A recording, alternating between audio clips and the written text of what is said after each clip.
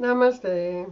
Welcome to my channel. I'm Anita and I am currently in the middle of telling my story which is involving being locked away from everything for a long time and how to survive and how it is and what you can do and how I got here and all this. I already made one video about this and I'm gonna probably make a lot of more, but I just finished dinner, which I didn't have any of it. I just went to look and there was nothing interesting there. So I took my meds.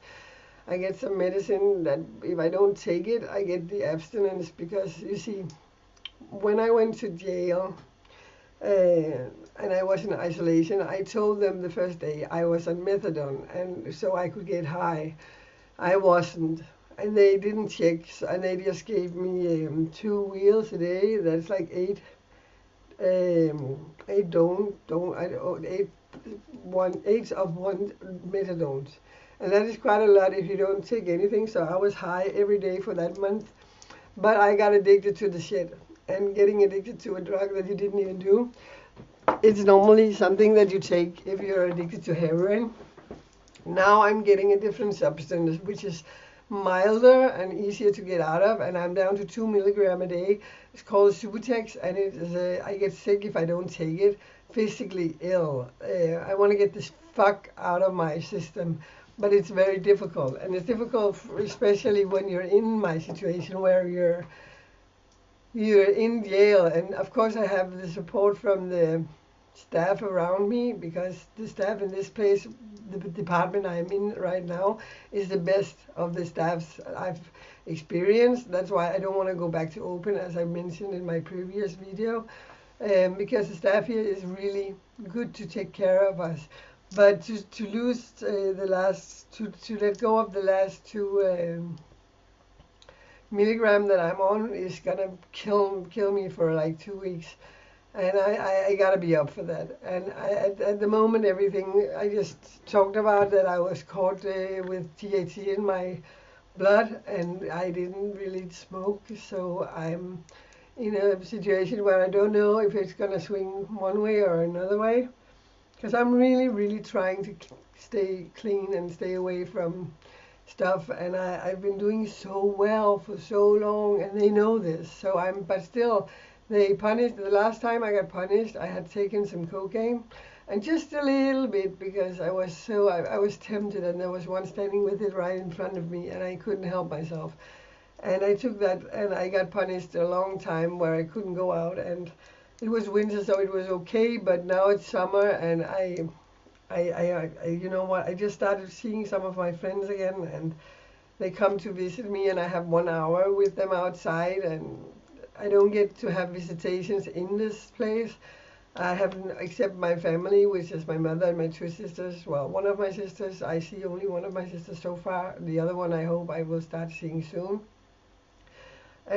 But she has a lot of shit going on. She has 2 kids, and which are very young, and they just got a house, and so she doesn't really find time. That's another issue. When you go to jail and you're away from the society for so long time, as I've been for over 5 years, people tend to start forgetting you, and they don't really care because they have their lives to live, and I get that. But it's very difficult to be away from from from all of your friends and all of your daily life routines. And before I was 34, I had never been away from life. I had never done anything crime, and I'm not a regular criminal. I don't go around doing criminal stuff. I'm really not. So it sucks that I got caught for the first thing I was involved in, and I had to take all the blame. But again, that's a long story, and it's kind of personal too. But the thing is, being away, I maybe see my sister once a month, and my mother once every 3 months. And then, like, when I have my out time, if I have my out time, which I don't right now, maybe I get it back on Monday. I really hope so, or I will fucking kill myself. Man, I say, being in here all the time, and people are so annoying. there's these types of sick people, and they take so much energy away from you, and they have they take so much space, and I need that space for myself because I'm like, well, I'm not sick. I don't go around talking to myself. I have nobody else to talk to. I have one friend here who's not that crazy, and he's cool, but he's always fucking sleeping, because they're giving meds that makes him sleep. So I'm alone like 95% of the time in this room, trying to find out what to do with my time. And now I sound like I'm gonna cry. I'm not.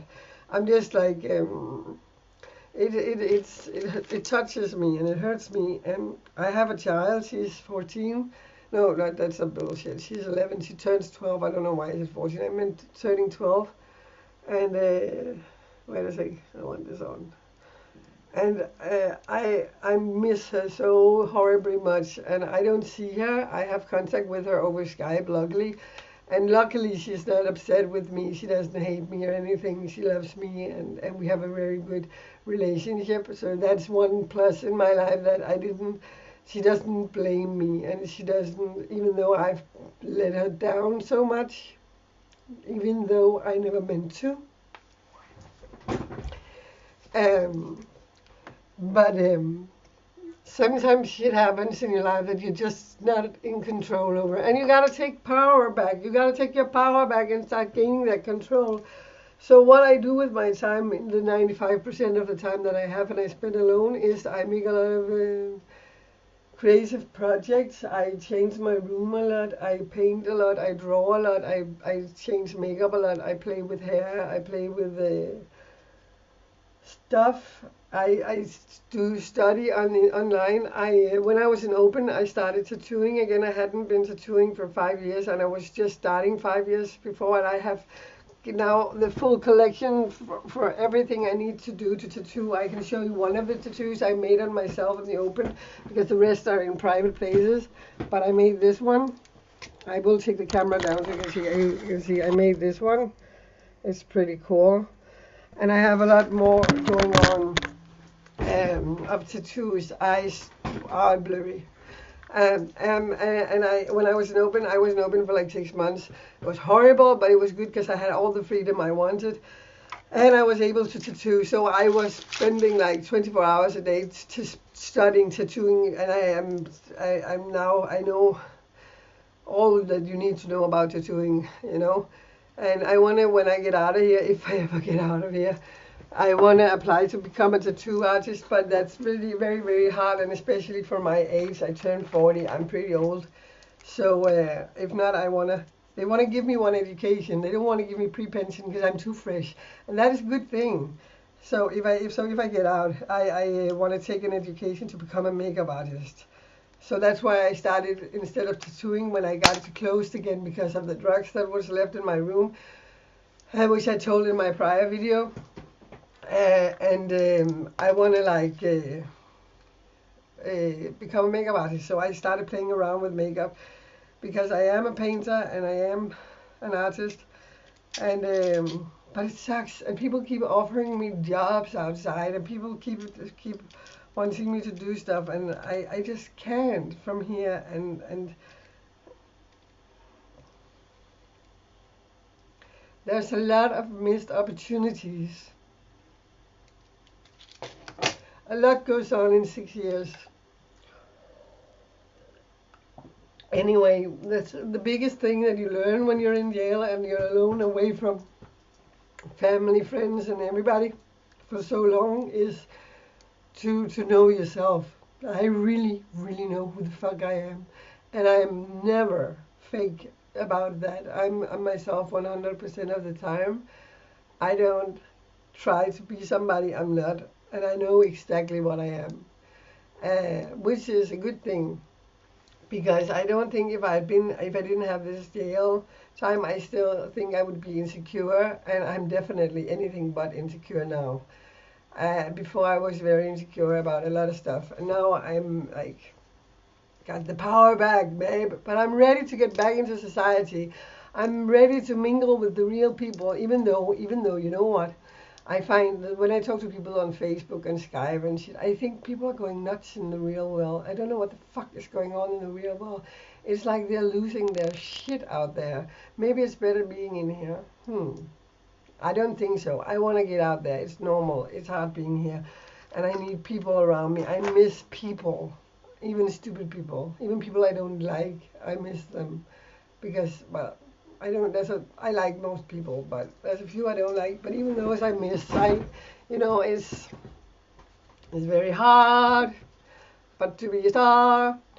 Anyway, I'm gonna let this be one video and cut it off. Maybe I'm gonna continue along this day making videos because I feel like I have a lot to share. And so I'm gonna let you off now, the hook now, and go do your duties and jobs, whatever you do. Oh look, I burned my hand. I was working in the garden, and I was taking up the weeds and with the spade in these stones, and I got this in my hand like I'm being stigmatized, if it's what it's called. Anyway, thanks for following me. Thanks for watching my videos. Thanks for your support. Thanks for caring. If you like my video, please give it a thumbs up and please hit subscribe to my channel. I really would enjoy having more subscriptions. And if you have questions, ask them.